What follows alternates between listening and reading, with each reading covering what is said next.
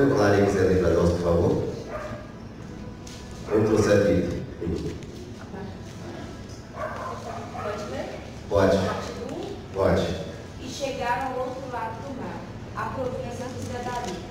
E, saindo ele do barco, e saiu logo ao seu encontro dos sepulcros um homem com espírito imundo, o qual tinha sua morada no sepulcro, e nem ainda com correios ou podia alguém prender, porque, tendo sido muitas vezes preso com grilhões e correios, estas foram por ele feitas em pedaços, e os grilhões em migalhas, e ninguém o podia lançar, e andava sempre de dia e de noite, clamando pelos montes e pelos sepulcros, ferindo-se com pedras.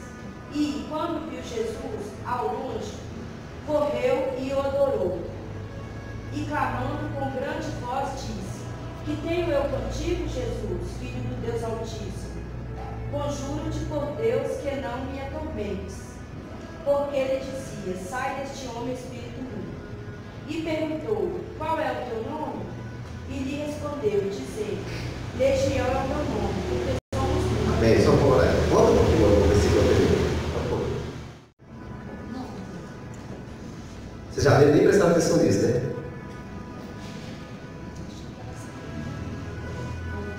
Jesus estava mandando o Espírito sair, o Espírito continuava no homem. Olha que era Jesus que estava fazendo isso. A ponto de agora Jesus chegar para ele e dizer: Olha, quem é você? Quem é você? Porque agora, primeiro ponto que o homem fez ali, o homem adorou. Que dia já viu o demônio adorar alguém? Demônio não adora ninguém. Mas olha que ele agora está tentando disfarçar, e aí vem o ponto que você tem que ter um discernimento espiritual, porque em várias ocasiões o demônio ele vai se disfarçar. Lembra do nosso primeiro versículo que nós lemos? O diabo ele se disfarça. Então agora que o homem adorou, mas Jesus sabia, Jesus conhecia. Então ele está mandando: sai desse homem, espírito imundo. Olha, Jesus está dando até o nome para ele, espírito imundo. Depois vamos entender por que esse nome. Mas o demônio ainda não tinha saído. Agora Jesus pergunta: qual é o seu nome? Então fala: Legião. Porque nós somos muitos. E aí vocês todos aqui já sabem que a legião é mais ou menos 6.000. Mas agora que Jesus vai mandá-lo sair, vai dar uma ordem para ele sair. Então agora você vai ter que sair. Então eles vão falar para Jesus: olha, não nos tire deste lugar, nos manda entrar naqueles porcos. Agora faça a conta comigo, gente. Imagine como é que ficou aquele mar. 2.000 porcos caindo no mar. Aqui ficou estrelado, só de porco. E eu gosto do bacon. Devia ter uns pernil ali deliciosos, gente. Tá endemolhadão, o porco morreu, gente. Torci de barriga, então. Então, olha para você ver. 2.000 porcos caíram no precipício. E os demônios? Onde é que os demônios ficaram? No território. Porque são demônios territoriais. Demônios territoriais, aprenda isso aqui. Você pode expulsar, ele sai da pessoa, mas ele não sai da organização. É por isso que às vezes em família, você expulsa o demônio de um, ele entra para outro. Porque existe base para ele naquele lugar. E demônios territoriais não podem sair do seu território. Por exemplo, demônios que estão agindo aqui no bairro Florença, pode repreender do jeito que você quiser que tem. Eu aprendi em nome de Jesus. Não, mas tem. Tem jeito não. Tem demônios aqui. Eles não vão sair desse bairro. Eles saem da vida das pessoas, do bairro não. Por que eles não podem sair do bairro? Porque existe uma condição geográfica para eles. E eles não podem sair. E existe uma briga no mundo espiritual que, por exemplo, se eles saírem, o único lugar que eles podem ir, qual é o lugar? Eles vão falar para Jesus: não nos envia ainda para o abismo. Então, se eles saírem daqui do bairro Florença, eles só podem ir para o abismo. E ainda não vai chegar na hora.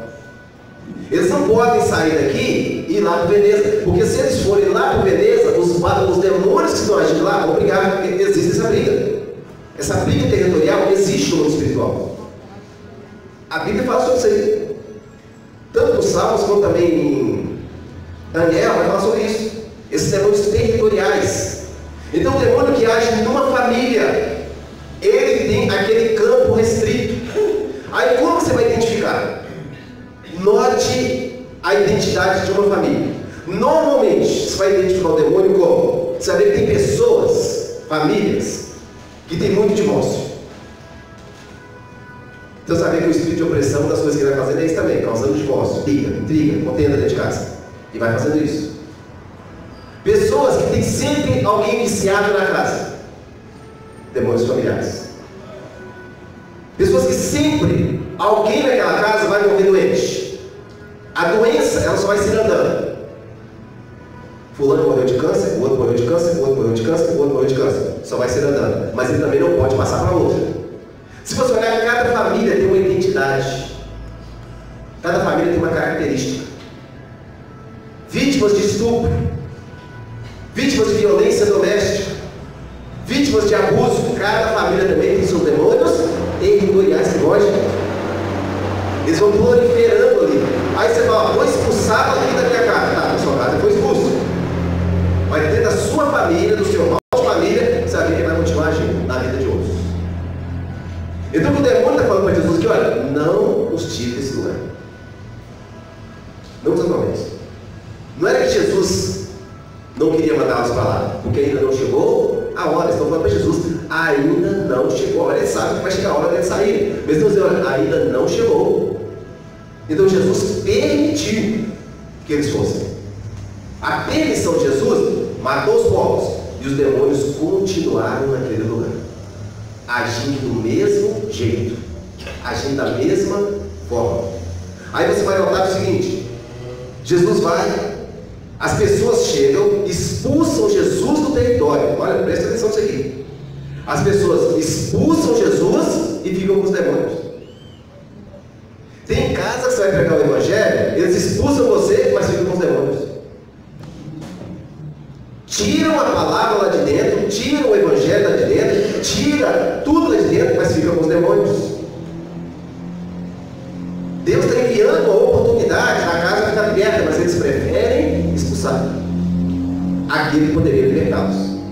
Aí Jesus, já que eles expulsaram Jesus de Gadara, aí Jesus faz o seguinte: quando eles chegam, eles encontram um homem em perfeito estado, vestido, não é isso? Agora o homem está vestido em perfeito estado e conversando com Jesus, normalmente. Já que estão conversando com Jesus normalmente agora, eles chegam e ficam assombrados. Eles dizem, como é que Jesus libertou esse homem?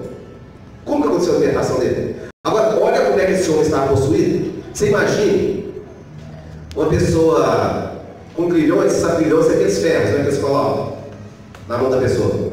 Imagina esse homem com força para quebrar aquilo.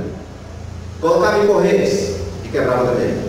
Colocava em cadeias, eram cadeias de ferro, ele quebrava também. Olha como esse homem está possuído. Agora, a pessoa que habita em sepulcros, todo mundo sabe que sepulcro não é um lugar cheiroso. E os sepulcros em Israel é diferente dos nossos, porque lá são abertos como cavernas, ou seja, você entra e lá dentro os corpos são depositados. Era lá que ele ficava. É por isso que Jesus chama espírito imundo, sujeira. Então, temos sintomas aqui também desse espírito. A casa muito bagunçada, a casa com sujeira. Porque existe uma época toda a casa suja, porque a igreja é suja e limpa. Mas a pessoa que se acostuma a ficar na sujeira, na porcariada, você sabe, ó, aquele monte de entulho, você sabe que nada lhe presta. Irmãos, está sendo oprimido por espíritos de imundície. É por isso que Jesus está falando sobre ele. E nesse território onde eles estão, que é Gadara, eles vão fazer todo tipo de atrocidade, malignidade ali. Se você estudar a história da cidade, depois vai ver o que esses demônios fizeram ali. Assim como fazem nas famílias. Famílias onde você tem vidas de jovens sendo ceifadas cedo. E às vezes a pessoa não entende. Se você agora atentar para isso, com os demônios territoriais e familiares, você vai aprender mais sobre isso. Você vai ver como vai passando. Olha, fulano bebeu, morreu. O demônio morreu? Não, o demônio continuou vivo. Ele só pulou para o outro. Só foi pulando. Fulano é viciado em droga, cocaína, cheira na maconha, vai pulando, vai pulando. Ele morre e pula para outro. E normalmente é fazer o quê? Ele vai fazendo sempre tragédias dentro da casa, dentro da família. Ele vai causando dores, sofrimento. Porque quanto mais dor, mais sofrimento o ser humano tem, mais ele duvida do amor de Deus. Menos ele se compromete com Deus. Pode pular.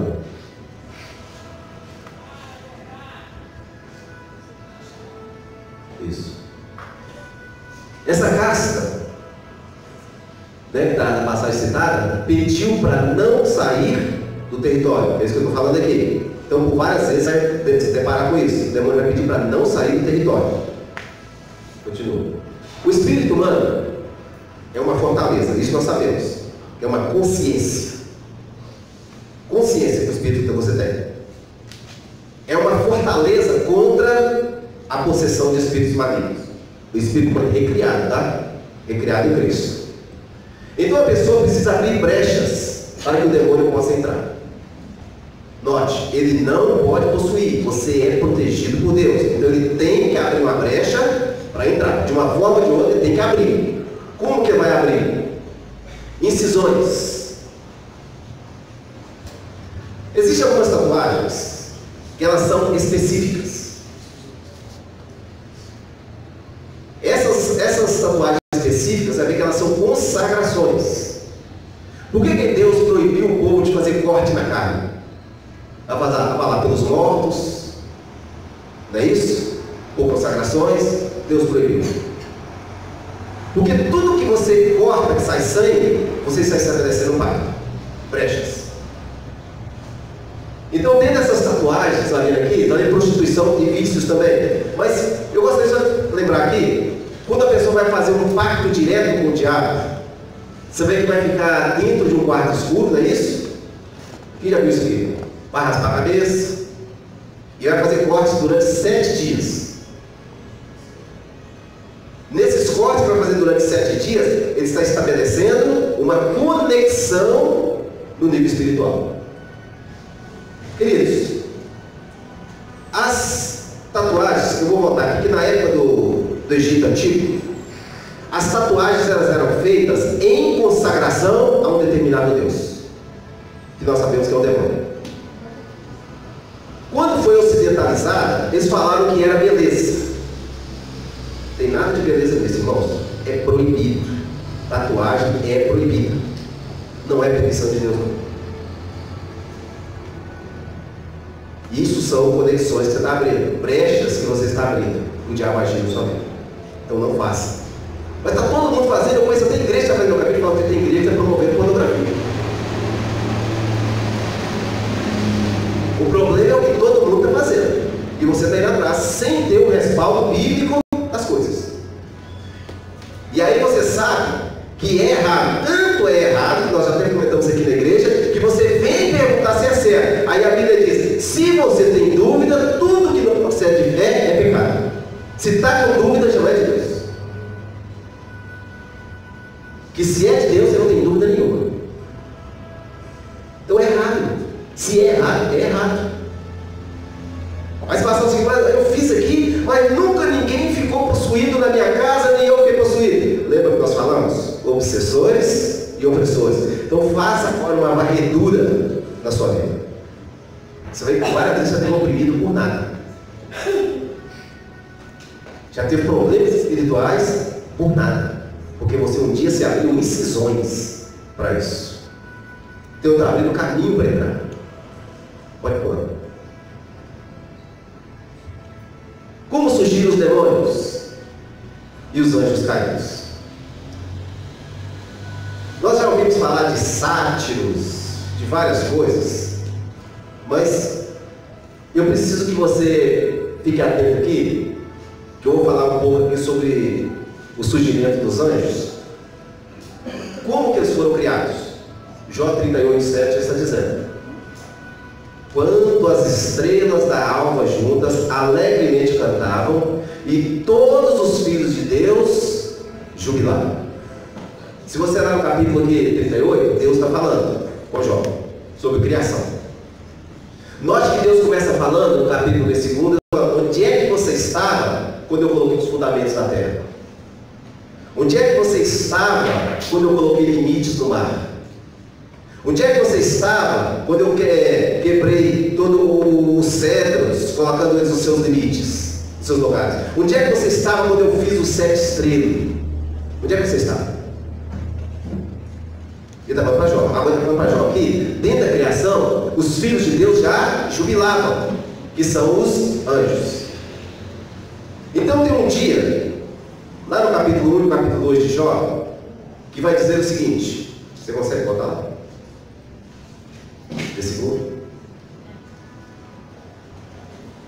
1. Jó.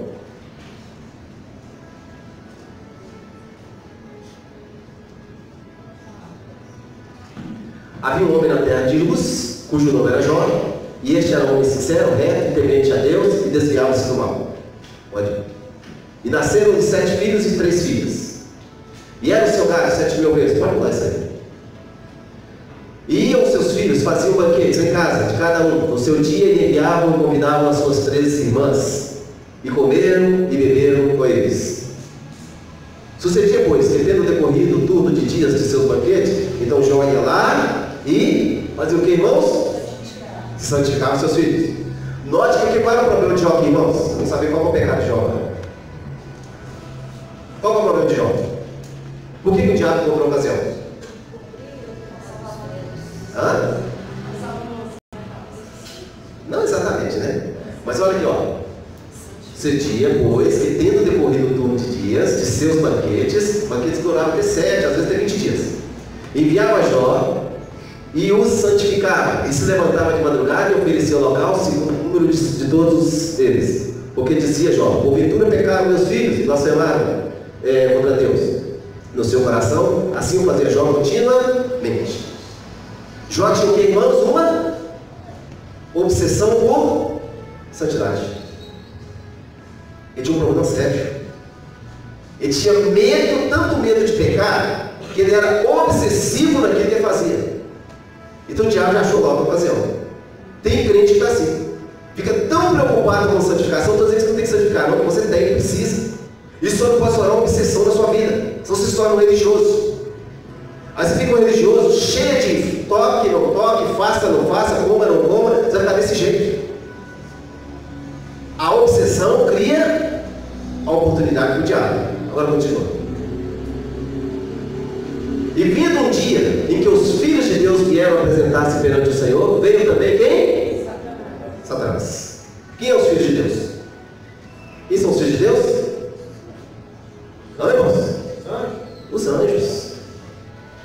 Os anjos são chamados filhos de Deus. Agora, quando eles estão indo prestar depoimento, porque até hoje, então tem um problema aqui: liderança que não gosta de prestar relatório. Anjo, todos eles têm que prestar relatório para Deus, continuamente, até hoje. Tem que ter reunião. O problema é que na reunião vai também o carrancudo, vai o trem que não presta, né? Porque também tem que prestar relatório. Ele tem que prestar contas do que ele está fazendo. Você acha que o diabo faz o que ele quer sem prestar contas? Não, ele presta contas. Agora olha o que Deus pergunta para ele. Então o Senhor disse a Satanás: de onde vens? E Satanás respondeu ao Senhor e disse: de rodear a terra e passear por ela. Ou seja, Deus não vai pedir nada como o diabo. Dá um relatório que você está fazendo. Quem você está encapetando? Então, agora Deus pergunta para ele: viste meu servo Jó? Aí eu vi sim, claro que eu vi, Jó, tipo, faz churrasco de mulher. Os filhos dele fazem uns banquetes tremendos lá, família abençoada, né? Mas só tem um porém: ele só te tem porque o Senhor o cerca.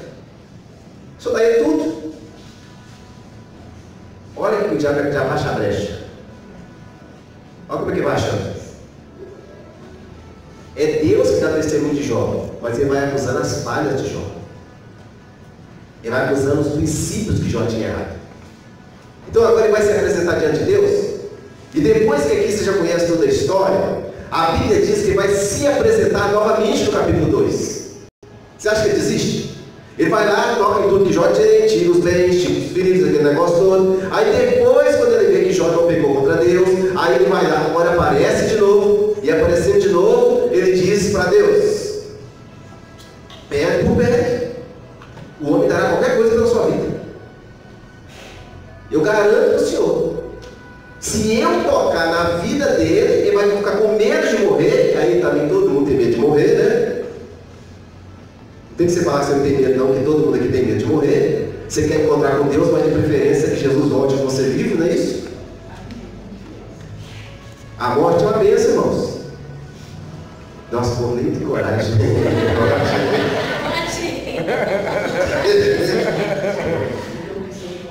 Olha, mas a Bíblia diz que a morte é uma bênção.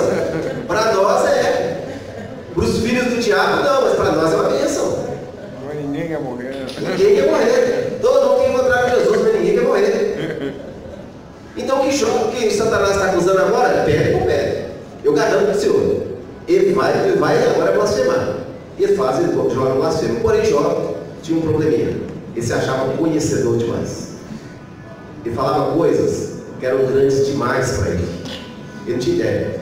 Você sabe, já disse isso aqui, que Jó é o livro mais antigo da Bíblia. Jó foi escrito antes de Gênesis e muito antes de Gênesis. Foi um período em que ele teve ali contato com pessoas que ainda testemunhavam no dilúvio, testemunhavam das coisas que tinham acontecido. Por isso que ele está falando dessa forma. Ele falava das coisas que haviam acontecido. Muda para lá agora.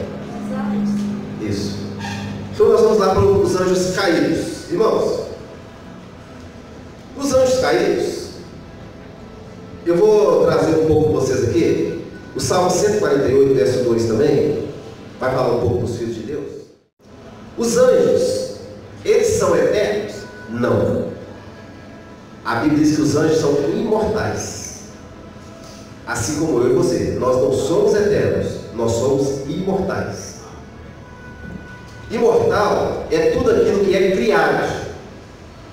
Se foi criado, é imortal. Eterno é só Deus. Deus é pré-existente. Nós somos existentes. Nós existimos no ponto da história. Assim como os anjos foram criados antes, lá em Gênesis 1:1 é onde os anjos foram criados. Só que os anjos, eles são criados em castas. O que são castas? Pode pular. Já. Está pulando não? Ah, tá. Só o salmo, né? Tá. Então, como surgiram os demônios, os anjos caídos, né? Os anjos foram criados antes da fundação do mundo em castas: querubins, serafins, arcanjos e mensageiros. 4 escalas. Então, vamos fazer querubim, serafins. Vamos? Eu vou falar sobre cada um deles. Por isso vamos tomar um pouco mais de tempo. Esses querubins, nós sabemos que eles ocupam, são guardiões. É a escala mais alta. Ele ocupa a classe dos principados. Então os querubins, você vai notar que quando Adão e Eva são expulsos do paraíso, quem que Deus coloca para guardar o paraíso? 2 querubins com espadas flamejantes. Eles são guardiões, são anjos fortes, são literalmente com poder de destruição ou poder máximo. A Bíblia diz que sobre a tampa do propiciatório, quem ficava lá? 2 querubins. A Bíblia diz também que Deus montou na asa de um querubim, nas costas do querubim, e voou sobre a terra. Então os querubins, você nota que são seres poderosos. E o pior disso tudo, Satanás ocupa a classe dos querubins.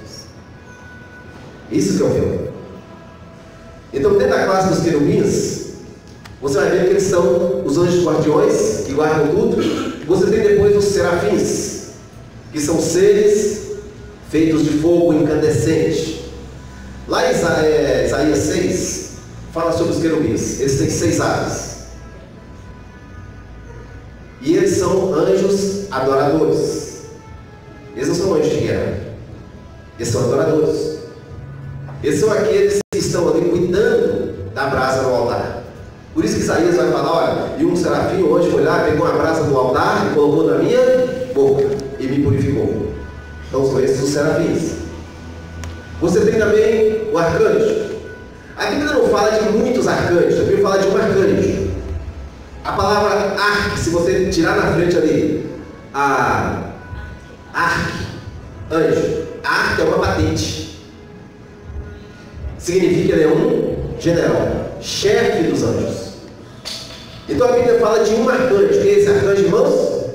O arcanjo Miguel. Ele tem os demônios, ele tem a chefia dos demônios. A Bíblia não fala de nenhum outro mais. Pode ter, pode, mas a Bíblia não fala de mais nenhum outro, só fala de Miguel. Você tem também os mensageiros. Mensageiros não são anjos de guerra. Mensageiros são aqueles que trazem mensagens, respostas, assim como trazem e levam. Tem dentro da classe dos mensageiros, você vai ver o seguinte, irmãos, não entre em contenda aqui, que eu não vou poder entrar nisso hoje, então já também não sai por aí espalhando, por favor, se você não tem aprofundamento para falar. Mas quando Jesus diz o seguinte sobre os pequeninos, que diz o seguinte, olha, os anjos deles assistem diretamente diante do Pai. A religião traduziu isso como anjo da guarda. É assim que a religião traduziu. Então você vai entender daqui a pouco que tem anjos designados também para proteger as crianças. Tem. Mas infelizmente muitos deles caíram. Mas tem eles. Mas esses anjos têm acesso direto ao Pai, porque as crianças, Deus vai dizer, olha, delas é o reino dos céus, porque elas são puras, elas são inocentes. Então você vai entender o seguinte, olha, como você vai ver uma criança de vez em quando aí cair em alguns locais, não acontecer nada? Agora, é dito, é consensual entre os rabinos, que quando uma criança está tipo num berço na cama, brincando sozinho e sorrindo, é consensual, que diz que os anjos dela estão brincando com elas. É por isso que elas estão brincando e sorrindo. E você não está vendo nada, mas elas estão com os olhos puros, elas estão vendo. Você já está com o olho cheio de pecado, então você não consegue ver. Mas as crianças não, elas conseguem ver. Mas isso aí vai ficar para depois, não está espalhando isso aí não. Então nós vamos lá, pula aí. Então vamos lá, como surgiram os demônios, né, que são os caídos ali? Em Apocalipse fala dos anjos como seres viventes. O que são esses seres viventes lá? Eram animais. Lá em Ezequiel também é falado sobre os animais. O que você tem lá, querubins lá? Um tinha um rosto de águia, outro tinha um rosto de boi, outro tinha um rosto de leão, outro tinha um rosto de homem. Eles tinham como rodas nos pés, cada um corria na sua direção, mas nenhum faltava. Gente, querubim é um ser estranho. Para nós é um ser estranho, querubim. Você imagina você encontrar com um ser que tem 4 rostos. E você imagina esse ser, como Ezequiel está falando, cada um corria na sua direção. Mas é um só, mas cada um corria na sua direção. São os querubins. Vai falar também sobre eles, que eles andam como tochas de fogo. Ou seja, eles andam na velocidade da luz. Essa é a forma que eles andam. E você não consegue ver essas coisas não. Mas lá vai falar deles como seres viventes. Pode pular. Então como surgiu os demônios ali? Portanto, as 4 primeiras castas celestiais, que são essas que nós vimos aí, né? Depois vem as castas terrenas, que são os anjos, que cuidam da natureza e coisas criadas.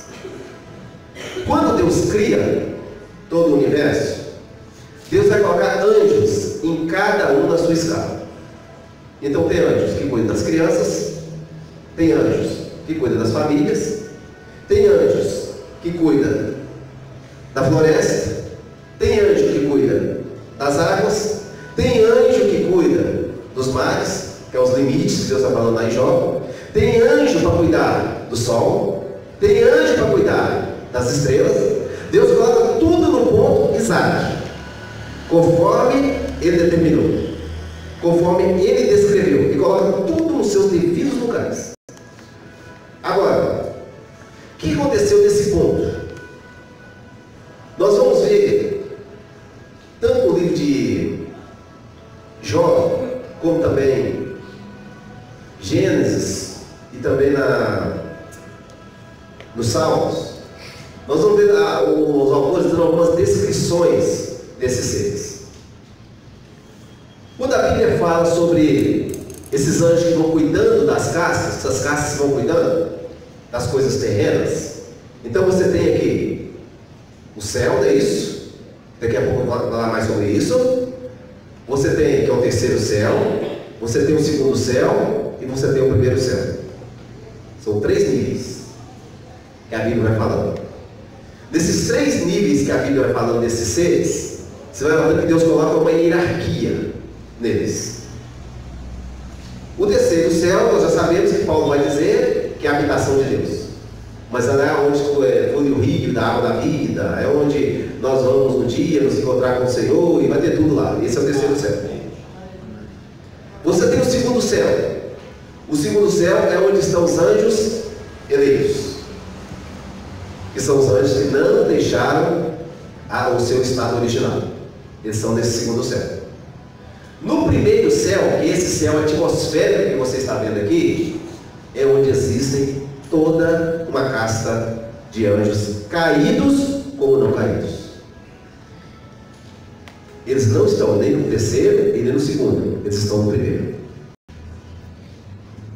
Dentro desse primeiro céu, você vai ver que esses anjos que estão aqui, pode pular, irmão. Então sabemos, essa casta terrena se rebelou contra Deus. Essa aqui é a primeira queda angelical. Porque esses anjos que cuidavam das florestas, eles decidiram, olha, nós não queremos mais. Foi uma caça. Esses anjos que cuidavam das águas, eles não quiseram mais. Eles se rebelaram contra Deus. Existe lá em Gênesis 6, é falado dos filhos de Deus e dos filhos dos homens, que muitos falam que foram influenciados por esses anjos. Mas existe essa casta ali, que Pedro está exatamente sendo legal, porque se Deus não perdoou os anjos que pecaram, mas havendo-os lançado no inferno, os entregou às cadeias da escuridão, ficando reservados para o juízo. São esses anjos que não guardaram. Deus os colocou numa posição e eles não quiseram ficar naquela posição. Como eles não quiseram ficar naquela posição, mas acontece que são anjos poderosos. Então o que aconteceu a partir disso aqui, irmãos? Eu sei que se você pegar pela física, a física vai dizer o seguinte: quando há uma maremoto, o que a física diz? Os estudiosos de física aí, aconteceu um movimento das placas tectônicas, não é isso? E elas se romperam e tal. Por que isso aconteceu? Hã? Elas se chocaram. Mas até se chocaram, mas balançaram, né? Sabia que antes existia um anjo para impedir isso? Para impedir esses maremotos? Para impedir esses desastres naturais? Só que eles não guardaram, eles decidiram abandonar. Eles decidiram que ele era pouco para eles. Então eles fazem um levante contra Deus. Esse levante que ele faz contra Deus, acontece que aqui tem anjos que são tão poderosos, que eles estão na classe dos principados, mas tão poderosos que se eles quisessem, eles poderiam destruir a terra. Então Deus, para que eles não fizessem isso, Deus os encarcerou. Deus teve que aprisioná-los. Eles são muito mais, infinitamente mais poderosos do que o diabo. São tão poderosos que a Bíblia diz que 4 deles vão ser libertos depois da grande tribulação. E eles vão destruir a terra. É por isso que hoje eles estão encastelados. Eles não podem sair. Eles não guardaram o que Deus havia mandado eles fazerem. Tem arrependimento para eles? Não. Porque esses demônios ali, que hoje são demônios, né? Que são anjos, né? Esses anjos caídos, eles não foram influenciados a fazer o mal. Eles não foram influenciados para se levantar contra Deus. Eles decidiram se levantar contra Deus. Foi uma decisão pessoal deles. O homem não. Nós fomos influenciados ao pecado. Mas o diabo e esses anjos caídos não. Eles decidiram, vou levantar contra Deus. E acabou. Então Deus agora tem que aprisioná-los. Eles têm que ser guardados. Porque eles não podem ficar vivos. Até o tempo oportuno. Ok? Continua. Quando o espírito imundo tem saído do homem, né? Anda por lugares secos, buscando repouso. Está em Lucas 11, 26 e 27. De 24 a 26. E não achando, diz: tornarei para minha casa de onde saí. E chegando, acha a varrida e adornada. Então vai e leva consigo outros 7 espíritos piores do que ele. E entrando, habitam ali. E o último estado desse homem é pior do que o primeiro. Olha para aqui, queridos. Qual é o lugar de habitação do diabo que eu falei? Deserto. Lembra que eu falei com vocês? Existem demônios que eram anjos caídos, né? Eram anjos que guardavam as matas, guardavam as águas, não é isso? Guardavam tudo. Era para eles guardar. Já que esses anjos agora caíram, do que eles se tornaram? Demônios. Mas esses demônios, quando eles decidem se apoderar de um corpo, então a pessoa tem que ser liberta. Ela vai ser liberta. Mas uma coisa que o demônio faz, lembra que eu falei? O demônio não pode sair do território. Ele tem que permanecer no território. Note aqui, ó. Será que esse infusado não tinha outra alma para atormentar, não, gente? Tinha outra casa, não? Por que ele volta para a mesma casa? Porque é familiar. Ele tem que estar ali. Ele tem que ficar naquele lugar. Então ele volta de onde ele foi expulso, ele volta. Só que ele volta o quê? Para averiguar como está a casa, como está aquele local. Como é que está aquela vida? A casa está varrida, ela foi, se saiu, ela foi varrida, foi adornada. Então tem que chamar alguém para habitar nessa casa. Quem habita nela? O Espírito Santo. Todos nós sabemos disso. Mas vamos supor que essa pessoa que é liberta, mas ela decide continuar a vida dela nos afazeres dela. Olha, você foi liberto. Lembra de um homem? Jesus fala com ele. Ele estava há 38 anos paralítico. Vocês vão entender um pouco também por que Jesus curou aquele homem e não curou os outros. Mas quando Jesus fala para ele se levantar e pegar a cama dele e ir embora.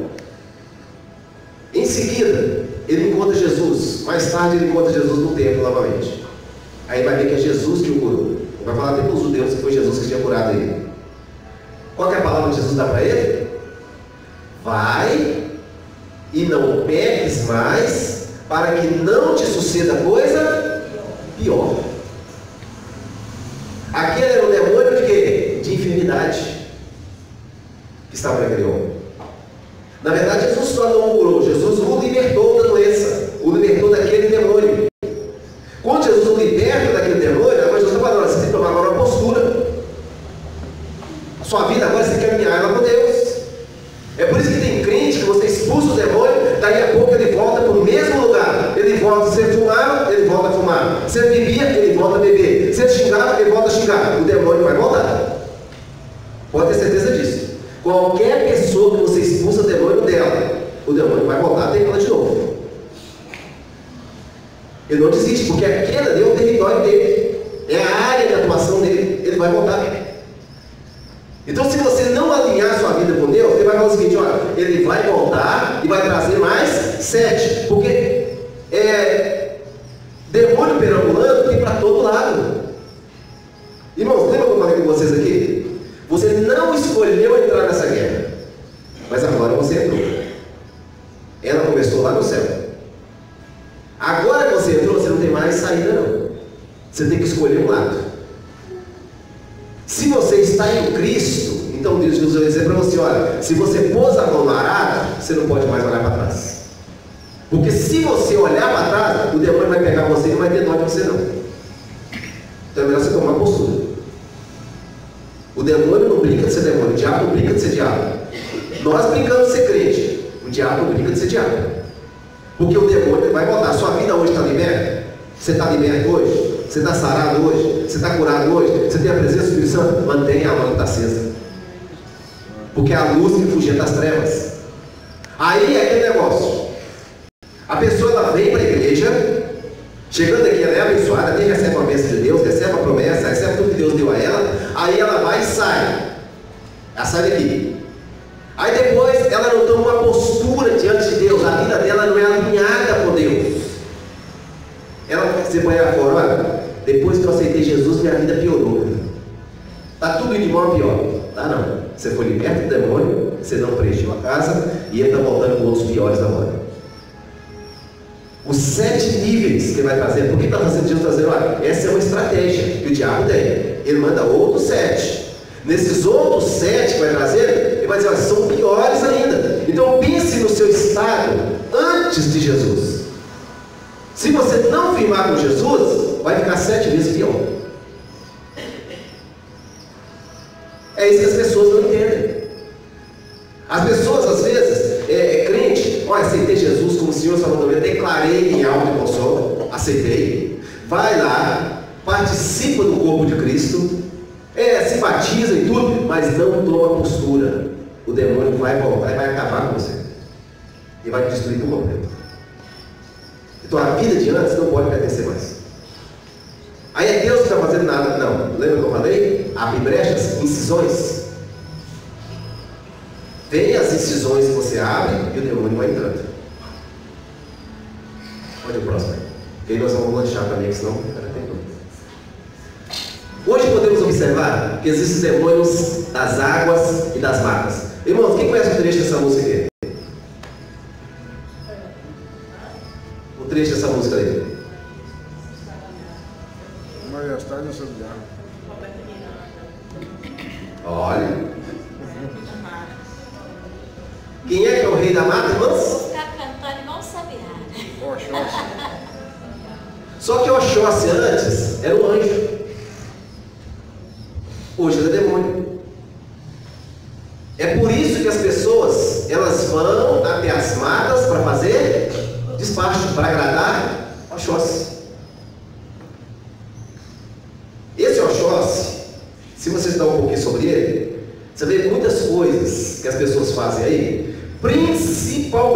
principalmente nas matas, destruir casamentos.